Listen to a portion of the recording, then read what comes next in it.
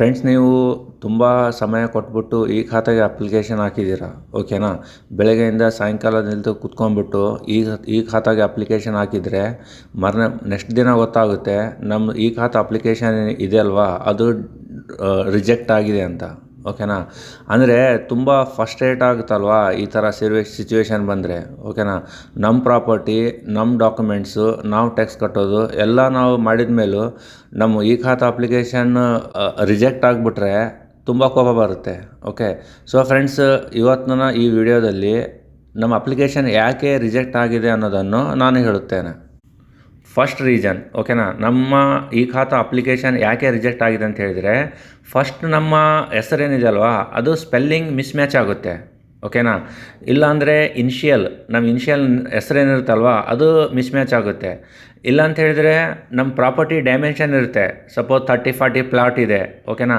So ನಮ್ಮ sale ಡೀಡಲ್ಲಿ 30-40 ಇದೆ, ಆದರೆ ನಮ್ಮ ಟ್ಯಾಕ್ಸ್ ರಿಸಿಪ್ಟಲ್ಲಿ ಸ್ವಲ್ಪ ಬೇರೆ ಇದೆ, ಓಕೆನಾ.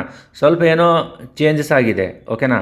ಸೊ ಈ ಡಾಕ್ಯುಮೆಂಟಲ್ಲಿ ನಮ್ಮ ಹೆಸರು ಮಿಸ್ಮ್ಯಾಚ್ ಆಗಿದೆ, ನಮ್ಮ ಇನಿಷಿಯಲ್ ಮಿಸ್ಮ್ಯಾಚ್ ಆಗಿದೆ, ಪ್ರಾಪರ್ಟಿ ಡಾಕ್ಯುಮೆಂಟ್ಸಲ್ಲಿ ಪ್ರಾಪರ್ಟಿ ಏರಿಯಾ ಏನಿದೆ ಅದು ಸ್ವಲ್ಪ ಮಿಸ್ಮ್ಯಾಚ್ ಆದರೆ ಡಾಕ್ಯುಮೆಂಟ್ ನಮ್ಮ ಈ ಖಾತಾ ರಿಜೆಕ್ಟ್ ಆಗುತ್ತೆ.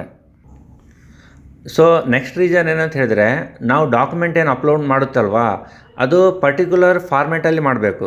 ಅಂದರೆ PDF ಅಲ್ಲಿ ಅಂತ ಹೇಳಿದರೆ PDF ಅಲ್ಲಿ ಅಪ್ಲೋಡ್ ಮಾಡಬೇಕು, ಅವನು JPEG ಕೇಳಿದರೆ JPEG ಅಪ್ಲೋಡ್ ಮಾಡಬೇಕು, ಓಕೆನಾ.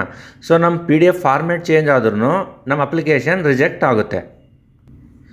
ಥರ್ಡ್ ರೀಸನ್ ಅಂತ ಹೇಳಿದರೆ, ನಮ್ಮ ಪ್ರಾಪರ್ಟಿ ಟ್ಯಾಕ್ಸ್ ಏನಿದೆ ಅಲ್ವಾ ನಾವು ಕಟ್ಟಿಲ್ಲ, ಓಕೆನಾ. ಇಲ್ಲ ಅಂತ ಹೇಳಿದರೆ ಏನೋ ಅದ್ರ ಮೇಲೆ ಪೆನಾಲಿಟಿ ಇದೆ, ಓಕೆನಾ, ಅದು ಕೂಡ ನಾವು ಕಟ್ಟಿಲ್ಲ, ಓಕೆ.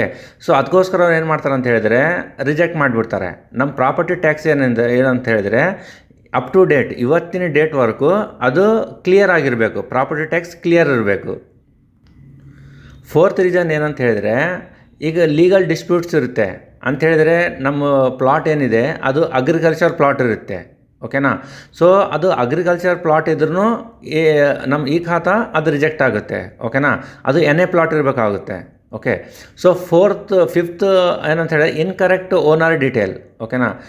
ಓನರ್ ಹೆಸರೇನಿದೆ ಅಲ್ವಾ ಅದು ಕರೆಕ್ಟಾಗಿರಲ್ಲ, ಸೇಲ್ ಡೀಡಲ್ಲಿ ಒಂದಿರುತ್ತೆ, ಆಧಾರ್ ಕಾರ್ಡಲ್ಲಿ ಒಂದಿರುತ್ತೆ, ಪ್ಯಾನ್ ಕಾರ್ಡಲ್ಲಿ ಒಂದಿರುತ್ತೆ, ಓಕೆನಾ. ಸೊ ಓನರ್ ಡೀಟೇಲು ಮಿಸ್ಮ್ಯಾಚ್ ಆದ್ರೂ ಈ ಥರ ಪ್ರಾಬ್ಲಮ್ ಬರುತ್ತೆ. ಸೊ ಲಾಸ್ಟ್ ಏನಂತ ಹೇಳಿದರೆ ಅವ್ರ ವೆಬ್ಸೈಟಲ್ಲೇ ಸ್ವಲ್ಪ ಪ್ರಾಬ್ಲಮ್ ಇರುತ್ತೆ, ನಮ್ಮೆಲ್ಲ ಡಾಕ್ಯುಮೆಂಟ್ ಕರೆಕ್ಟ್ ಇದೆ ಬಟ್ ಅಪ್ಲೋಡ್ ಮಾಡೋ ಮುಂದೆಗೆ ಸ್ವಲ್ಪ ಏನೋ ಟೆಕ್ನಿಕಲ್ ಗ್ಲಿಚ್ ಆಗುತ್ತೆ, ಅದರಿಂದ ಕೂಡ ನಮ್ಮ ಈ ಖಾತಾ ರಿಜೆಕ್ಟ್ ಆಗುತ್ತೆ. ಸೊ ಫ್ರೆಂಡ್ಸ್, ನಿಮ್ಮ ಈ ಖಾತಾ ರಿಜೆಕ್ಟ್ ಆಗಿದೆ ಅಂದ್ಬಿಟ್ಟು ನೀವು ಭಯಪಡೋ ಅವಶ್ಯಕತೆ ಇಲ್ಲ, ಓಕೆನಾ. ಸೊ ನಾನು ನೆಕ್ಸ್ಟ್ ವಿಡಿಯೋದಲ್ಲಿ ಒಂದು ವೇಳೆ ನಮ್ಮ ಈ ಖಾತಾ ರಿಜೆಕ್ಟ್ ಆದರೆ ಅದಕ್ಕೆ ಮತ್ತೆ ನಾವು ಯಾವ ಥರ ಅಪ್ಲೈ ಮಾಡಬೇಕು ಅನ್ನೋದನ್ನು ನೆಕ್ಸ್ಟ್ ವಿಡಿಯೋದಲ್ಲಿ ನಾನು ಹೇಳುತ್ತೇನೆ, okay. Thanks for watching my YouTube channel.